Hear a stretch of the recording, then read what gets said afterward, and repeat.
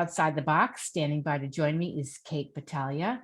And I actually found her because I was looking up books that focus on Gen Z in the pandemic, and there were very few and far between. And her book stood out to me because she is a very resilient high school student, and she's taken this time during COVID imposed solitude to author her first book, 101 Tips for Surviving in a Pandemic, a Generation Z Guidebook. Welcome to the show. Thank you. I appreciate you for having me. Like I said, I appreciate you taking the time to join me because the big focus for Outside the Box has been Gen Z lately, especially what it's like to sit in your shoes in the pandemic. So let's start with that. I mean, what made you decide to write this book? Well, the pandemic for me was really, really rough in regards to socialization, my mental health, just because as a member of Gen Z, the social aspect of our lives is really, really, really important and integral to our mental wellness. And after experiencing everything and just finding small things to lighten the mood throughout the pandemic, I realized that I want to share that with adults or anyone else who is also struggling during the pandemic and possibly future pandemics to come. Yeah.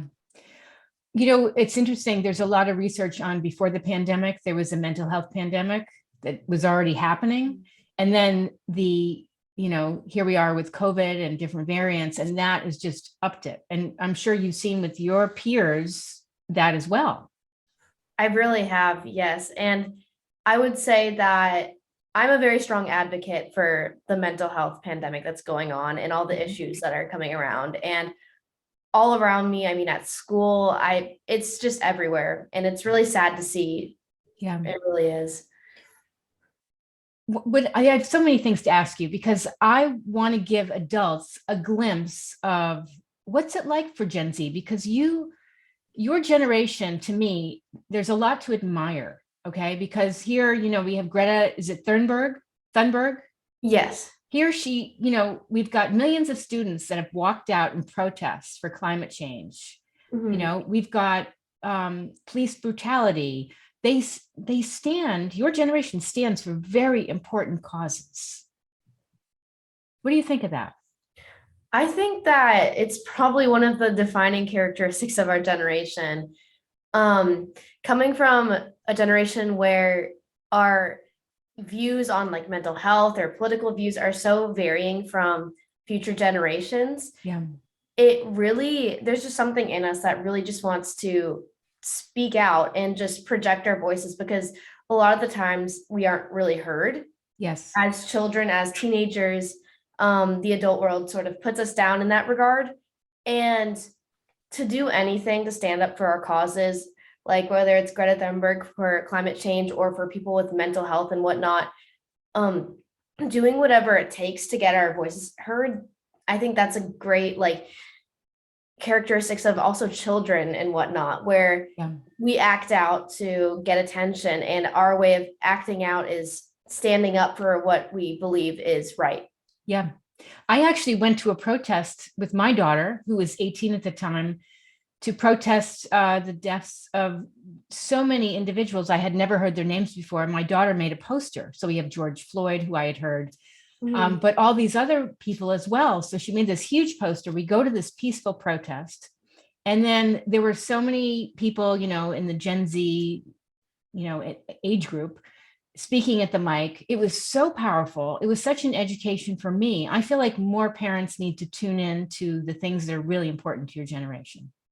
I think so too. I think that it's really, really important that our voices are heard, because even though we are younger and we don't have that much experience in the real world in regards to business or whatnot, but we also have a fresh mind and a fresh point of view that isn't taken from a lot of people in the older generations. Yeah.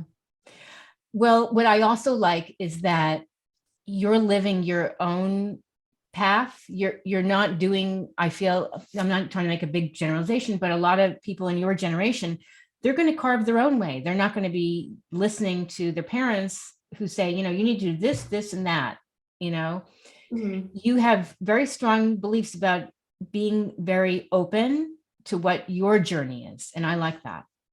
Thank you. Yeah. Tell me about the book, like how this whole thing unfolded. Have you always been a writer? I've always been drawn to writing. In my free time, I do a lot of prose, poetry, and whatnot. I write for myself, for others.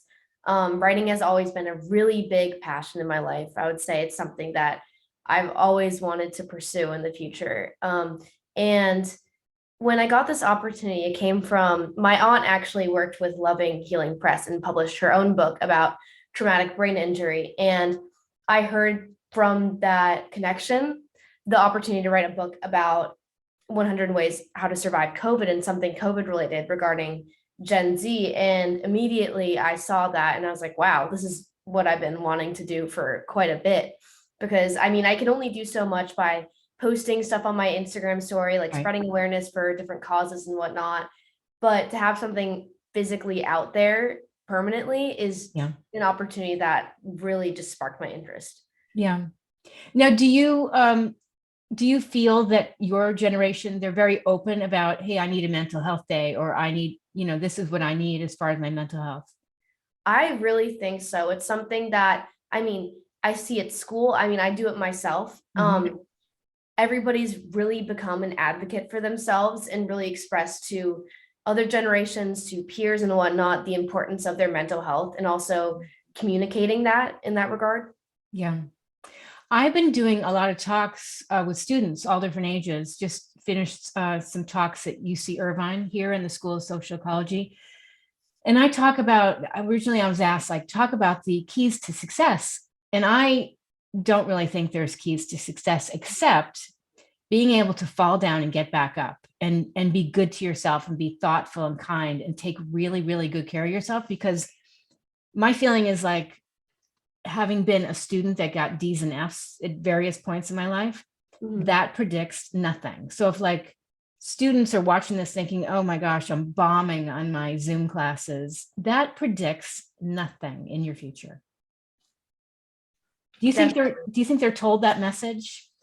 I think that largely that message is not portrayed. That from my years in school, it's always been if you make below a B or if you even make a B, Mhm. it could possibly determine what college you get into and what college you don't get into. And so I feel like depending on your personal preferences on what you want to do in school and your parents' preferences, I would say that the pressure though is largely there to do well and to just push your boundaries, push your limits to do the best you can do, which is expected to be Yeah, really good. sure. Yeah. And I was only scraping by with a B average in high school because I had a tough home life. And I just feel like more students need to know, and I'm probably going against parents right now and guidance counselors, but they need to know, like, what's most important is your mental health and how you take care of your physical health, emotional health, because that is really the key to adulthood. Definitely. I would say Yeah. something that's super important to me too. Yeah.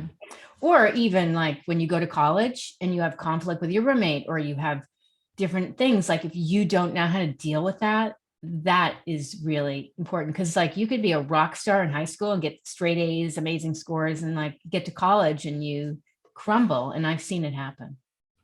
Definitely, yes. Tell me about your book. Like what's it all about as far as the Um, details?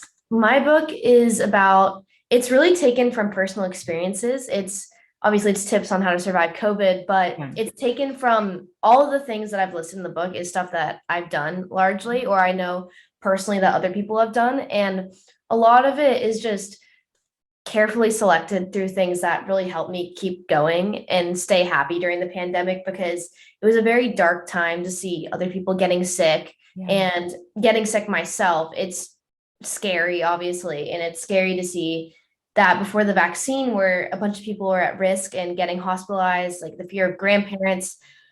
I really wanted to express small things that really brought out a great sum or even like a small sum of joy within Okay. those dark times. And so a lot of the tips are very, very simple tips that I've done. They might not cater towards everyone, but I mean, they're all recommendations on what you can do to somehow make your day a teeny bit brighter. I like that. So can you share some? Let's say somebody your age is saying, I feel really lonely and I'm really down. Well, it's one thing that I did during the pandemic that really, really helped me and a bunch of my friends is we would log on to Zoom, and during the weekend nights, we would schedule a movie night and we would all pick a movie and decide on one. And somebody would share their screen and we would all just watch the movie together. That's great. That's good. Yeah. And another one was during the holiday times because we couldn't really spend time with each other. I mean, I usually have like holiday celebrations with friends and whatnot, but we did something where we would have a Christmas activity or just a holiday activity every weekend leading up to Christmas or whatever holiday they celebrated. And we would do something like a drawing contest. We would like bake cookies together, like virtually, watch holiday movies and whatnot. Yeah. That's amazing. I mean, look, if it wasn't for Zoom and FaceTime and all that, where would we be? Yeah, exactly. You know? Do you think that technology has the good side and the bad side? Like, do you see stuff going on with like social media that's not cool?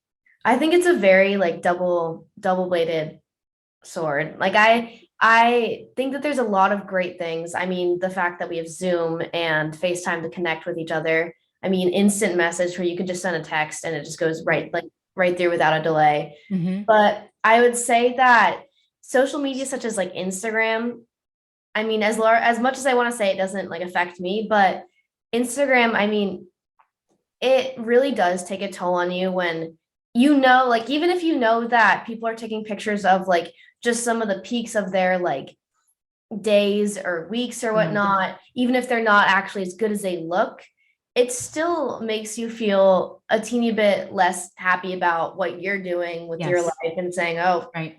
I wish I was out doing that with friends, or especially if Definitely. your friends go do something without you and you find out through Instagram. The worst. It's very destructive. And Yeah. I think that there's so many different and healthier options than how Instagram works that could be facilitated through like social media. I just think that a lot of it is just it's very detrimental to Yeah. Gen Z, I would say. I would say so, because you're comparing and thinking I should look that thin, or I should dress that Mhm. nice, or my skin should be that clear. And Mhm. it's it's really tough. It's really tough because you're constantly comparing and you know. Mhm. What do you do for outlets? What's something maybe new you started in the pandemic? During the pandemic, I obviously continued writing, which is something that I've always done, but something that I've really taken up, which is very out there for my personality, is I've taken an interest in computers, Okay. which is obviously is very surprising because I'm very humanities oriented. I'm since my dad works in electrical engineering at some point, I've just got this really, really intense interest in how computers work, building computers. Um, just, Great. I mean, I played with Legos when I was younger, so I guess this kind of translates, but just taking the computers apart, putting them back together, just seeing like how they work, how each component works and whatnot. That's amazing. I'm smiling because the only thing I ever took apart and put that together was a vacuum cleaner, and then it caught on fire. So I'm not that smart. So that's amazing. Is that something you think you're going to pursue later on? Honestly, I think it'd be more of a side hobby because I really want to pursue writing in the future, Yeah. just because it's been there all my life, and Yeah, I can't imagine a future without writing for me. that's great. What an outlet, especially Mhm. now. Definitely, definitely. Did you interview other people in your generation for the book, or was it mostly coming from you? I talked to quite a few of my friends Hmm. and quite a few adults also, just because I would sometimes come to like a writer's block and whatnot, and I just say I just don't know where to move forward after like all these tips. And so I talked to a lot of them because a lot of the activities I did with them, I probably forgot about at some point, and I got a lot of their input too. Hmm. So it largely came from me, but also had a great deal of help from friends and peers. That's great. tell me about the slang of your generation. Like, where do you think, does some of that come from rap songs I've heard or different Um, things? Where does that come from? that definitely comes from, so I'm sure you know of TikTok. Yeah. I would say largely from that, just from Okay. like trends that pop up on that app where people like create a word or see a word in the song or Yeah. something, or like they'll just coin it and that's it just explodes through that. Yeah. Definitely. Unbelievable. Are you on TikTok Yes. for various things like promoting your book, or is it?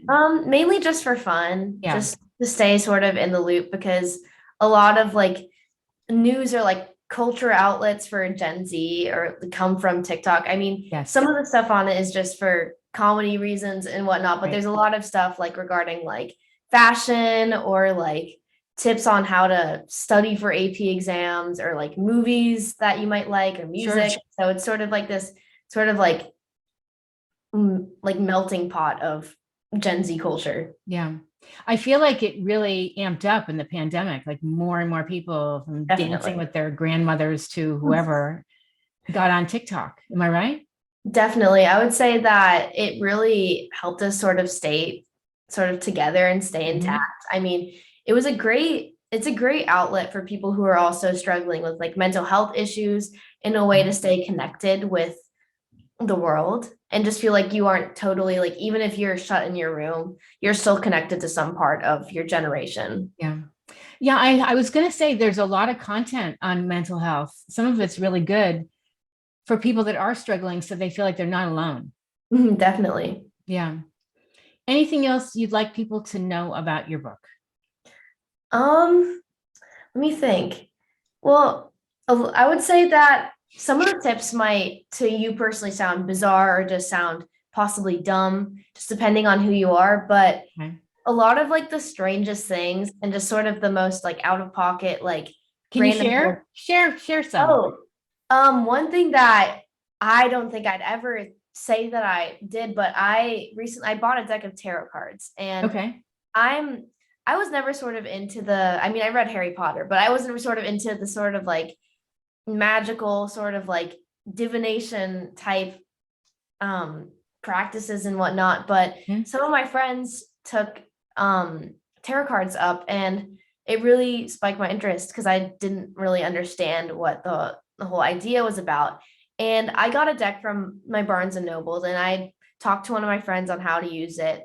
And I learned that even though it might seem kind of ridiculous that like shuffling cards and pulling them out is just sort of like a hoax and whatnot, or like, but it honestly is a great sort of outlet for creativity and also mental health, which is Okay. surprising to me because with tarot cards, you like obviously you ask a question and you have certain spreads that you can do and you shuffle the cards, pick a few out, and you interpret the meaning of them and they can give you guidance and whatnot. And Okay. it's very based off of your interpretation. So Sounds interesting. it's sort of bringing out a part of your brain in like the very back of your head that is giving guidance in its own way through cards or whatnot, just Mhm. instigating different ideas on how to approach like a situation, maybe an issue with friends.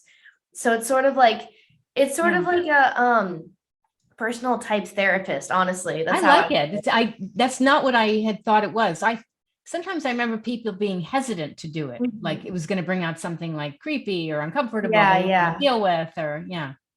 Yeah, that's completely reasonable. I mean, after all the horror movies I've watched, I mean, I don't want to mess with stuff like that. And I did some research on tarot cards and it was completely different from what I thought they were. Mhm. You have a high level of curiosity about life, it sounds like, Mhm. and which is a great thing because it'll carry you through adulthood because life can never really be boring if you're curious about life and you have this love of learning and how things function. And have you always been like that? Yes, definitely. Yeah. Definitely. I love that. Any other things you want to share in the book that are different? You mentioned some things might be dumb, but I doubt it. Um, Do I you have have a not, copy of the book nearby? I do actually right Okay. here. Want to Um, show, let me show people the cover for a sec. Very cool. I'll take maybe I can take, let's see. Oh, one thing is I said was taking care of plants, which is, I mean, some people might view it as like a hassle or some other thing to manage, but again, it's sort of constructing, I guess, mentally, just because it's sort of like, even if you're having a really bad day, you're making someone else's life better or just taking care of something, expressing Sure. care, Yeah. which I think is just a very beneficial thing for quarantine because everybody's very alone. I mean, you don't have to talk to your plants or anything, but taking Or care you of, can. yeah, I mean, whatever helps you. Right. I mean, it's also like having a fish. Like we have some beta fish in the house, and then we have an aquarium, and it's like having that routine of, oh, I got to feed the fish, I got to take care of the Mhm, plants. It's just something so you're not maybe sitting in your thoughts all day, mhm, definitely, right? Um, definitely. anything else you've done different in the pandemic? Um, let's see. I mean, you've written a book. Let's see. Um, Your friends and your teachers must be blown away. Yeah, they were surprised because honestly, I didn't even think I was going to get this opportunity because I viewed as writing a book and being an author is just something that very like I don't, as much as I loved writing, I didn't think I was ever going to be given that opportunity in any way, shape, or form. So when I told like my parents and my friends that I got this opportunity, they were like, "What? Really? That's Yeah, so cool." Yeah, really so it cool. was a big surprise. It was really big surprise. Have you done book talks on, virtually or in your school, or how are you spreading the Um, word? I've mainly spread the word through my parents, obviously, have taken a really big part, but a lot of it has been emailing bookstores and Mhm. whatnot, just posting on my social media about my book, talking to my friends about it, and they talk to their friends about it. So it's very sort of like a ripple effect. That's great. Um, now, how do you stay positive when I don't know how much of the news you watch, but we have the variants and uncertainty and anxiety and like how do you stay positive through all this? I would say a lot of it is just stuff I do in my free time. Like I play the guitar and one of Yes. the yeah, one of the ways that really takes my mind off of something is learning how to like learning a new song or like writing with a different prompt or trying to write in a different style. And Mhm. a lot of it is if I see something like that in the news, I sort of take it in, absorb it, think about it, and then try to put those like emotions of uncertainty or fear into something else, whether it's distracting myself and Mhm. whatnot. I mean, I've had COVID twice and it was very, Whoa. um, it wasn't, I didn't have horrible symptoms, but it was a very scary experience because I didn't personally want to get my friends or my family sick. Mhm. So a lot of it is I found little ways, whether it's talking to a friend on FaceTime or just Yeah. online shopping or something like that, just anything to Mhm. sort of distract, I That's guess. good. That's good. Did you have it at the beginning with the Delta variant? I had the very first variant of COVID Whoa. and I got I would say like 2 weeks ago I actually had Omicron. Um Me too. oh wow, Beginning yeah, of January. Yeah.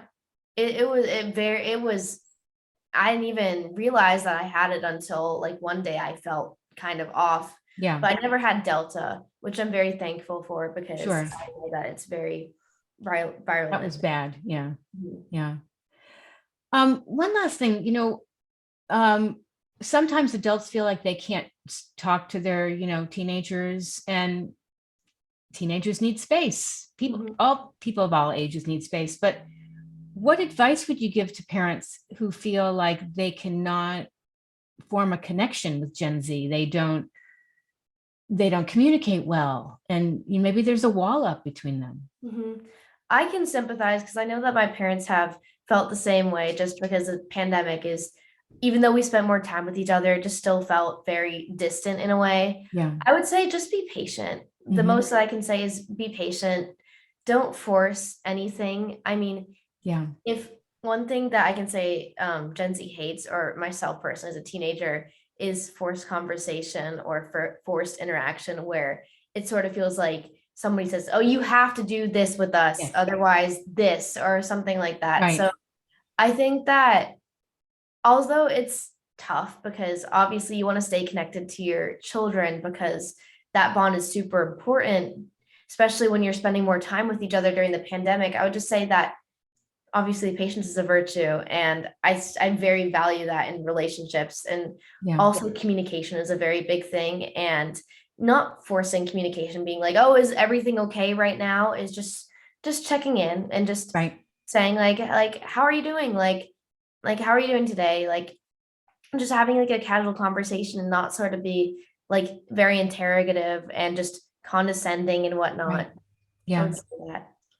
If you were going to be on some kind of committee to help change this, or get rid of this mental health pandemic, what would you suggest? Like, how are we going to improve the mental health of our country? I would say that it really has to do with awareness from and understanding from other people who personally do not experience the same symptoms as somebody with depression or anxiety. Because with my own journey with mental health, I realized that the most tough thing about the whole situation is that a lot of people just don't understand how potent and impactful mental health can be, and also the many shapes and forms that symptoms of depression or anxiety can take place, because Yeah. not everything's the same. Like, not every panic attack looks like somebody's hyperventilating. A lot of this stuff is internal. Yeah. So I would just say, just educating people, just because it's so important. I mean, especially in teenagers and younger children. I mean, a lot of that stuff starts at a very early age. I mean, right out of middle school or even in middle school. So being very aware and very educated is probably the best, because with lack of education comes somewhat fear or confusion, which can really be harmful to someone who's going through something. Because Right. if you feel like nobody understands you, that is just, it makes like an echo chamber inside your head. Do you also feel like school should be their big message? I know it's going to be academics, but one school one time told me they had mental health week. And I Oh, thought, 1 week, really?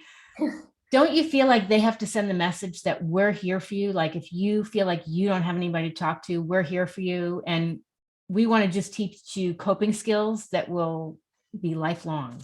mhm. I definitely think that schools, since a lot of children spend like 99% of their time inside schools, they're the biggest educators. I mean, we go there to learn life skills that we'll use in the future, so might as well teach the most important life skill.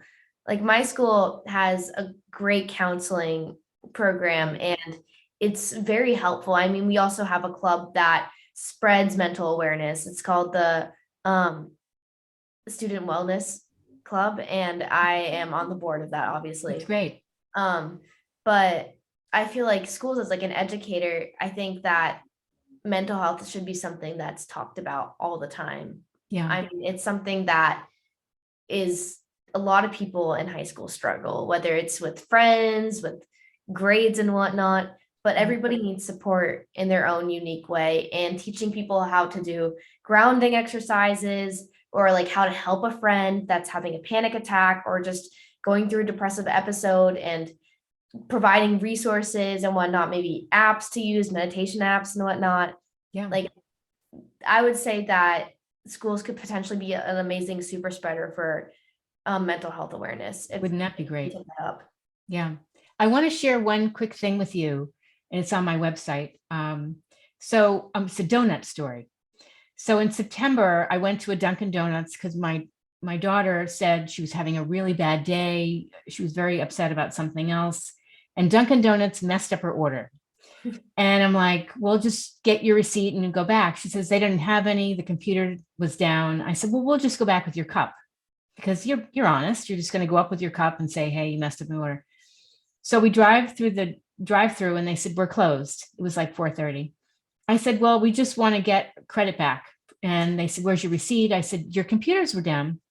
So this really nice employee comes over, and I explained the situation. He says, thank you so much for not yelling at us, because our computers were down. Everybody was angry. Can I give you some donuts? And I said, no, that's fine.